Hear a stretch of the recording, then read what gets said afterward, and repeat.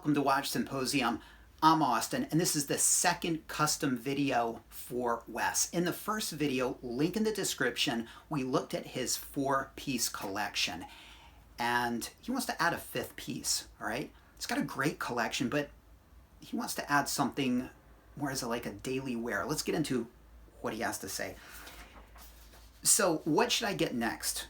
I'm looking for a Rolex that's versatile enough to wear every day. I love the 116710LN. That's the discontinued all black 40mm ceramic GMT Master 2. In fact, I regret not buying one for 10,000 USD while on our last trip to Japan. Well, I'll do you one better. I regret not buying one for 8K. But back then I didn't really like it very much. Funny how our tastes change. God, if we could only go back in time, right? I even love the two-tone version of that watch. Maybe two-tone is a bit much for a daily wear, and it would be for me. Now, is there anybody out there that wears a two-tone watch as a daily wear? If so, weigh in. Let me know what you think. Do you ever feel a little embarrassed, a little shy? Does it ever, in your opinion, feel like it's bringing too much attention to your wrist? Let us know, two-tone daily wearers, all right? It would be for me, all right? And that's one of the reasons I don't have them. Being able to wear a watch day in and day out is essential for me, all right? So that's why really bright colors, two-tone, shiny, blingy pieces, I really can't do them. So I think for a daily wearer, a two-tone watch, if you're anything like me, is going to be a bit too much. I'm not that into the current BLNR, BLRO GMT offerings. It's not that I don't like them, but I much prefer the aesthetic of the pre-ceramic colored bezel GMTs. And those bezel inserts are really pretty. The way they shine in the light, and the aluminum, yeah, it's quite a different aesthetic, and I like that too. But my dilemma, do those fall over into museum piece territory?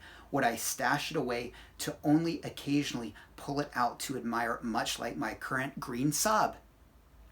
That defeats the purpose of choosing it as a daily wear. Does the Explorer 2 deserve consideration here? Always. I'm looking for something that stays 100% on a preferably steel bracelet that has a date and offers versatility. I currently do not have a GMT function or a chronograph in the collection. I like chronographs, but I'm more likely to use a GMT function. I'd love to hear your suggestions. Okay, so you're not into the current GMTs that Rolex is selling, the BLRO, the BLNR. Okay, so forget about those. If you're not into them, that's fine. You could go with the 116710LN, the ceramic all black, very wearable. I think the all black color makes it a little bit more understated than the current offerings. It's on a oyster bracelet. That oyster bracelet has polished middle links. That's going to bring a bit of bling, all right? Some people might like that. Other people might say it could take away from wearing it as a daily wear. I might fall in that category, although I think I could get used to the polished middle links. I think I could kind of get used to that. All right, so there's that, and I wouldn't rule that out. Prices have gone up. We all should have gotten that piece early on when it was 8K or 10K. They're still pretty affordable though, all right? And I think they're gonna hold their value. The last of the monocolored all black GMT Master 2s, very nice. So I would keep that in mind. You seem to like the aesthetic of the pre-ceramic pieces. I do too, so I hear you there.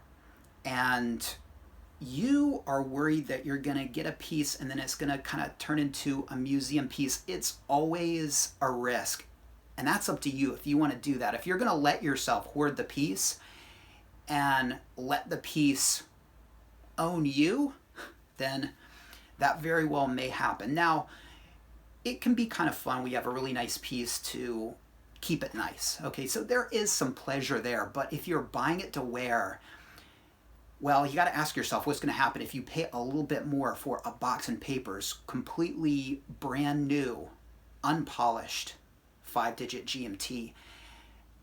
And in this respect, I can't tell you to get a crappy piece, but if you buy a cheaper, the cheapest perhaps, GMT Master 2 pre-ceramic you can find, one with a tritium dial and luminova hands that have been replaced, no box, no papers, polished, badly polished, honestly, you're probably going to have fun with that watch. You're going to enjoy it more. I know it's crazy. I mean, they're expensive watches.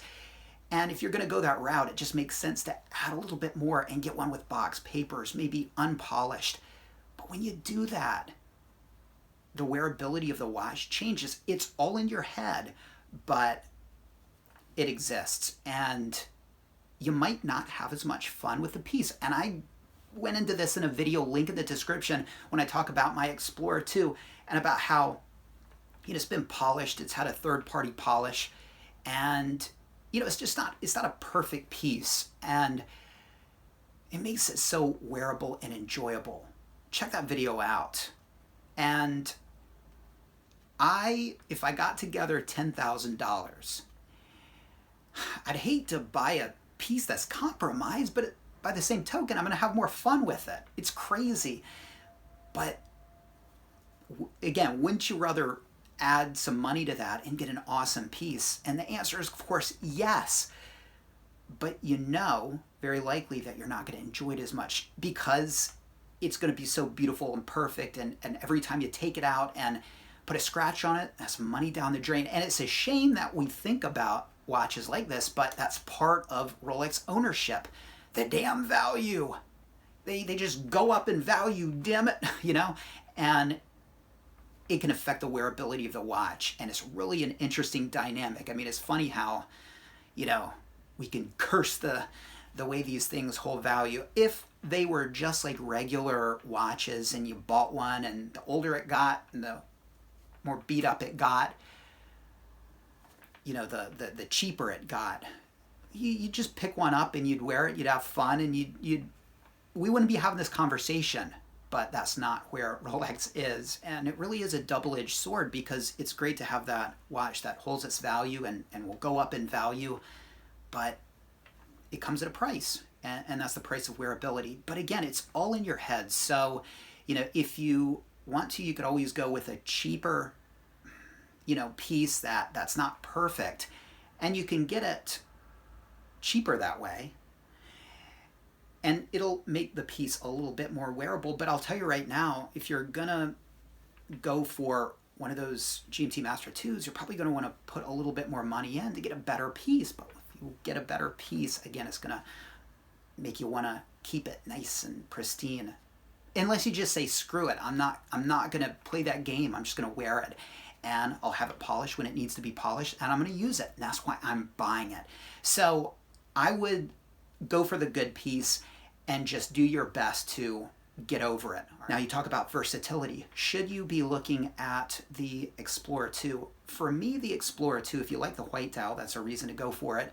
It's not as versatile, function-wise. It's perhaps more versatile in the sense that maybe it looks more like a dress watch.